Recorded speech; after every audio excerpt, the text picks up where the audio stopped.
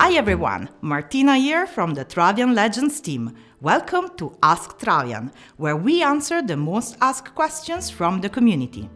First of all, since it is the first episode of 2019, we would like to wish you a happy new year. We are back in full force and we hope you are looking forward to another year filled with epic battles and, of course, insightful Ask Travian episodes as much as we are. Let's kickstart this year talking about a mysterious, faraway land.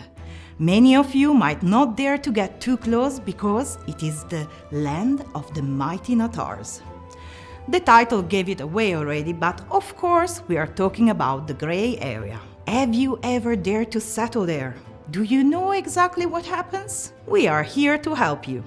But a little disclaimer to begin with. We bet you know the Natars pretty well. We already explored their world in episode 4 of Ask Travian.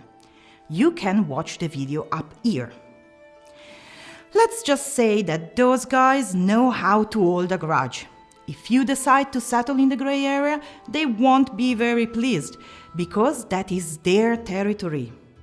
Do it at your own risk, because after exactly 24 hours from your settlement, the Natars will hit you with 14 waves of attacks. And trust me, they are not joking around.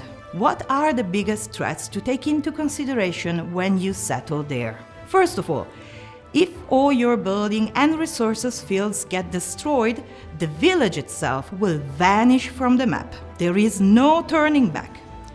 On the other hand, if the village's population drops down to 0, it will also vanish from the map, even if there were still buildings or resources fields of level above 0. Sounds tricky, right?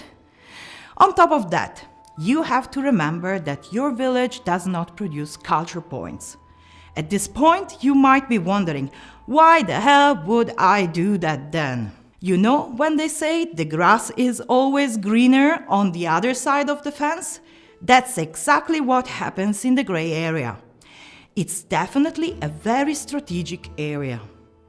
Those Natars know a thing or two about crops, and they tend to keep a lot of those 9 and 15 croppers strictly for themselves.